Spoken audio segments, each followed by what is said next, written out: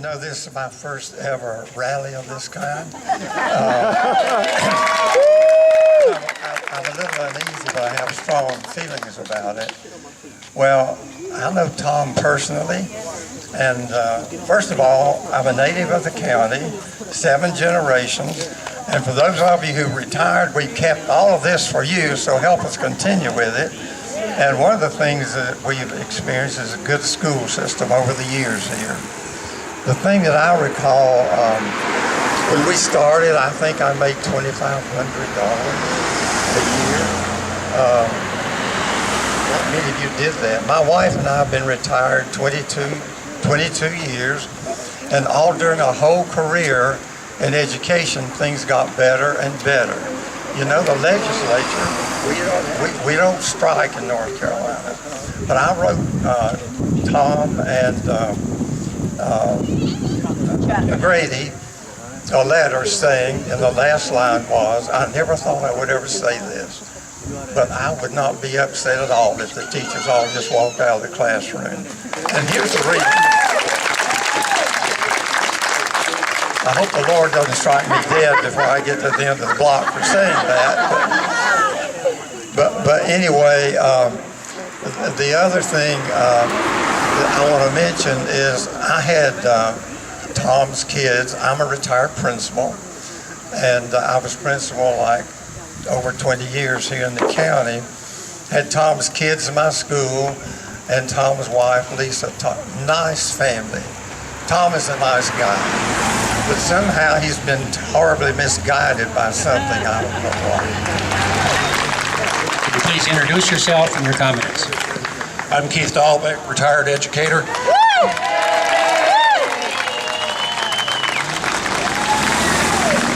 I wonder how a democratically elected state senator could refer to the Moral Monday demonstrations, which are like this today, are our right to do so, to assemble, refer to it as crap. Yeah. Yes. Is this crap today? No. Read in the paper. I will explain an acronym, CRAP, which for political reasons I don't want to go into today, but it will be in a letter soon, hopefully, to the Times News. Yeah. I will explain to him what crap is. Secondly, how many of you are here teachers or former teachers? How many have master's degrees? How many think that the master's degree made them a better teacher?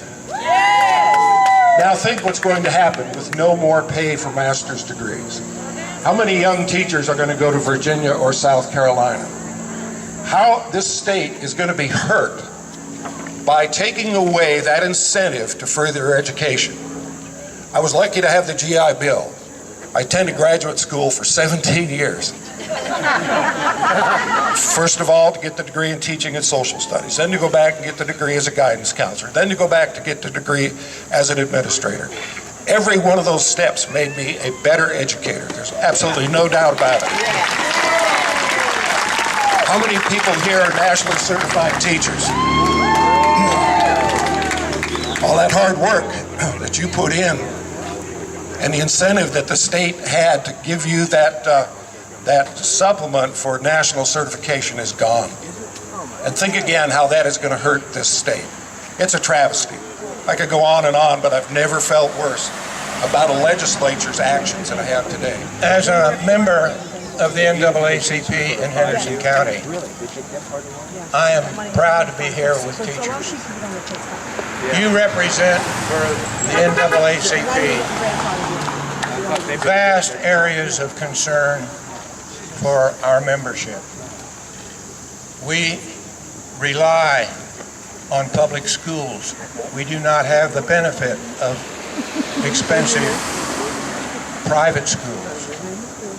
We rely on your help in places like Bruce Drysdale. We rely on your efforts to help families. We represent and have in our midst a great number of single parents.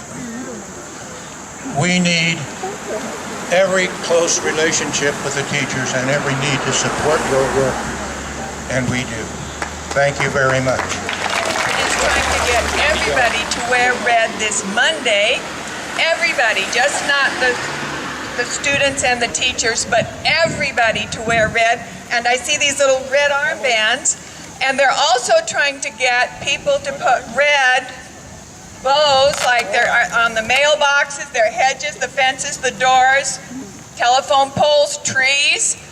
Please, and keep them up. You know, rate your Christmas boxes, but keep those red bows flying, and we can drape Henderson County in red so that everyone knows we want to support our wonderful public schools here. Thank you. Thank you. I guess I'm a retired speaker as well. Listen, first of all, representing the Henderson County retired school personnel, our local unit here in Henderson County, we have about close to 150 strong. And we're here to represent our public education, our teachers, our teacher assistants, all those that help and support our education program. As a retired educator here in Henderson County for 25 years, I love Henderson County, what we do, the teachers that work so hard each and every day. And we have lost 2 decades of hard work with this legislature.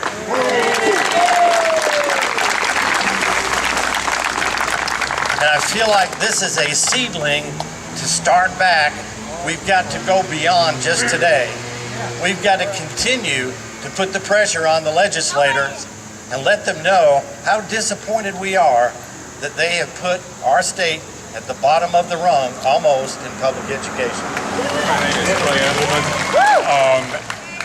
Thank you. I know a few people here. I promise to make my comments non-partisan. My understanding is that at the last school board meeting that there was a noticeable group of those who are in favor of what is going on with education at this point. This must stop.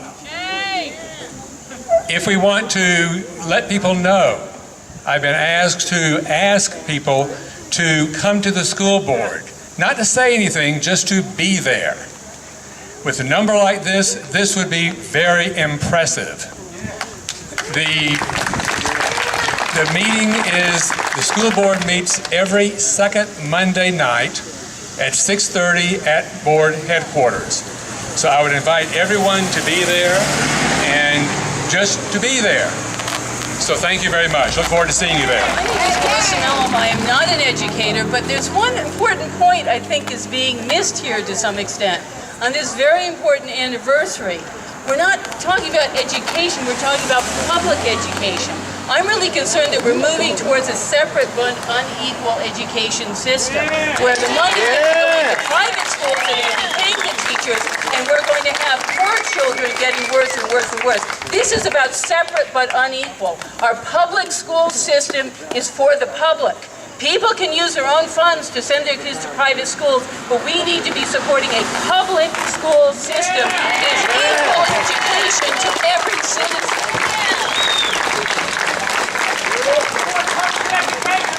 Another speaker, please.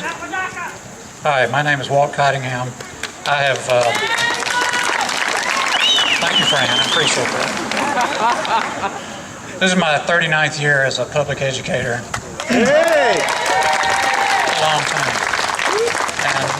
And everybody has said some obviously pertinent things, and I won't repeat any of those, but it occurs to me a couple of points I'll kind of add.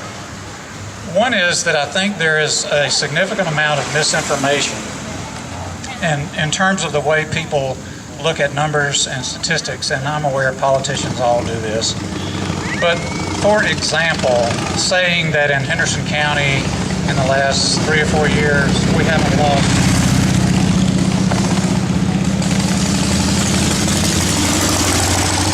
Hell's Angels for teachers, there you go.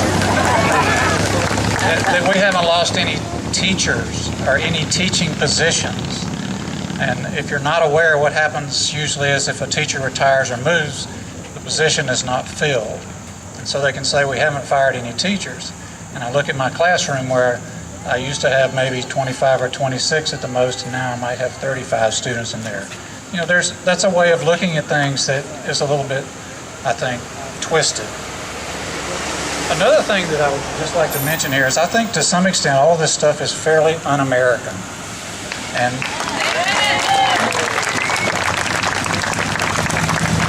the idea that you can spend less and less on education and support a democratic country is just ignorant.